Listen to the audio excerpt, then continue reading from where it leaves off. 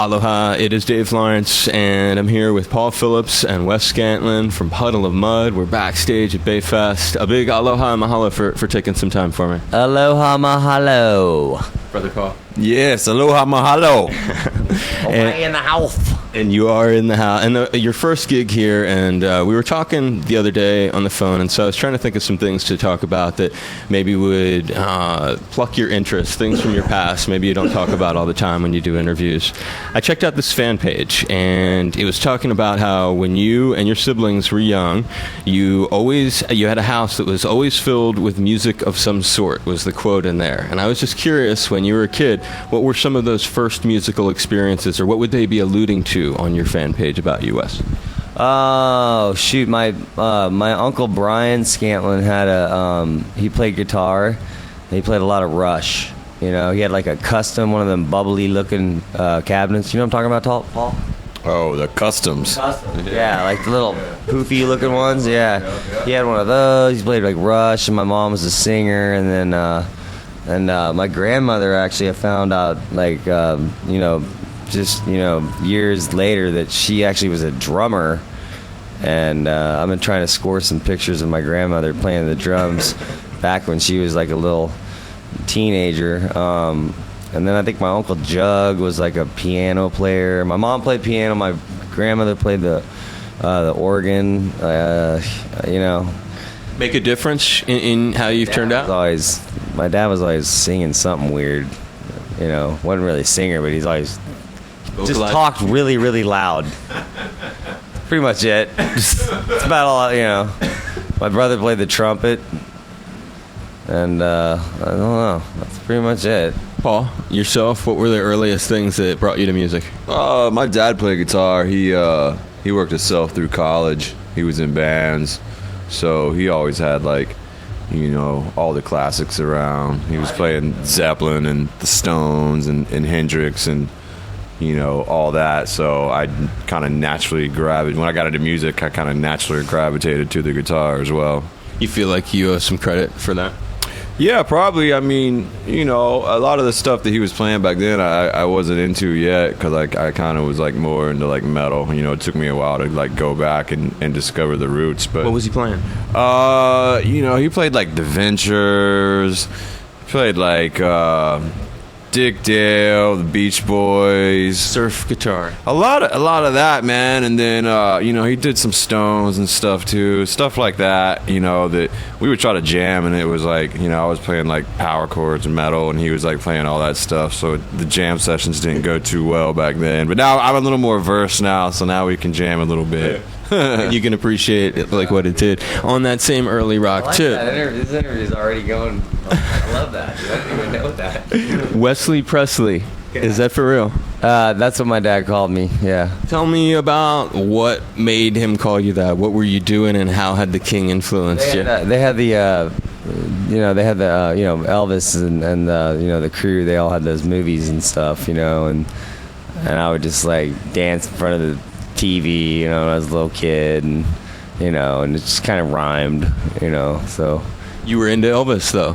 Yeah, man. Elvis is the king. He's cool. I got kicked out of his. I was getting to that. I've heard there's a story with you, Graceland, and a swimming pool. What happened? Yeah, nothing. It was just kind of like a dare, My drummer dared me to jump in the pool, and I was I had my swimming trunks on, so I jumped in and did a jackknife and got out real quick, put my shorts back on, and thought I had escaped without any harm. And then next thing you know, this lady comes up, I'm like, "What in the heck are you thinking, boy? What are you thinking, boy? Get the heck on out here!" Were you there when this happened? I actually was not there, but I've seen the photo, and I don't think it was your swim trunks. I think it was your underwear, which makes it even better. Yeah, man. It was swim trunks. That's a great story, though. I don't know why I had them on. I think I was out of underwear because we were on tour for so long. It wasn't that you were prepared to go in his pool. No, I actually did not plan it, But it was really hot out that day, and it was just a joke. Nobody got hurt, and the pool was really actually beautiful temperature, and Makes for a great story. Little Steven from Springsteen's East Street Band. Bruce actually, he was there with Bruce, and Bruce climbed the wall to Graceland. So I think it's kind of cool you actually went in the pool. yeah, I got completely kicked out. And I had these guys down the street from a muffler shop, take me back to the hotel, and they were laughing their brains out at me, and just, I don't know, it was pretty funny. It's a good I story. could probably get back in if I really wanted to, but I think you could probably. let time pass. Odd you didn't cover Elvis though on Rediscovered. Yeah, yeah. What would you cover if you were going to do an Elvis tune? I'd probably do Ain't Nothing But a Hound Dog, man. Paul? Jailhouse Rock, maybe. That would be. I could hear that. I was telling him, what was it? Atlanta Rhythm Section Spooky. You know that tune, Spooky? I was telling him when I first heard the record, when Danny sent it to me, I was like, man, next time I'll send you guys a link to it. I just think it'd be a good one for you to go. Oh yeah, I'll have to check it out. I don't know that one, man. Which one would I not? The one I would not do is Are You Loving Tonight? I couldn't do that, man. I'm like, When you were younger, I read radio was important to you, and we're in this era when, like, both the album and radio, to some degree, it's kind of like the twilight in some ways. I don't want to think that either is going to go away, but we all know sitting here that things are changing. Was radio really important to you in connecting with rock, and share any stories that you might have? yeah, I mean, back in the day when we were growing up, I'm sure we're probably the same age, I'd just basically fall asleep to the alarm clock, and just put on my favorite radio station in Kansas City, which was pretty much 98.9 The Rock, and I would just fall asleep to it, and I'd wake up to it, so I mean I would just listen to whatever was on the radio. It was your vehicle to rock. Yeah, I mean, I maybe it incinerated in my mind. I don't know, maybe it melted in there somehow. How about you?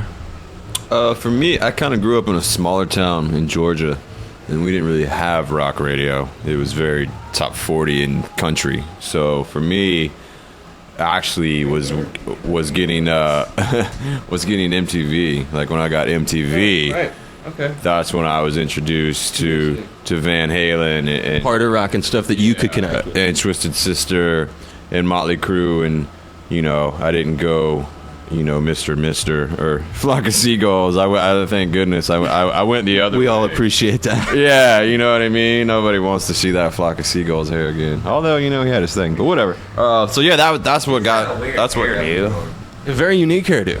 Yeah, but give the guy a break, dude. They're coming here for a private event next month. It's so weird that you would The even. guy flies jets now or something, right? Isn't that the dude from Maiden? Well, he does too. Oh, a bunch of guys are doing that. The guy that in car down. Oh, and Gary Newman? Gary Newman, he flies jets or something too, man. Chris DeGarmo from Queensryche. He flies jets too? He flies jets. He actually quit Queensryche and does that now. I don't know what that is. Why rockers start flying. Well, maybe it's like we were saying, the album, it's getting to this point where what's going to happen with the records? I don't know. Maybe you need that second racket to make dough. Probably, yeah. Like for you, that could be maybe down the road. When was the last time you were at Hayes Hamburgers and Chili? And what do you get when you go there? Seriously, dude?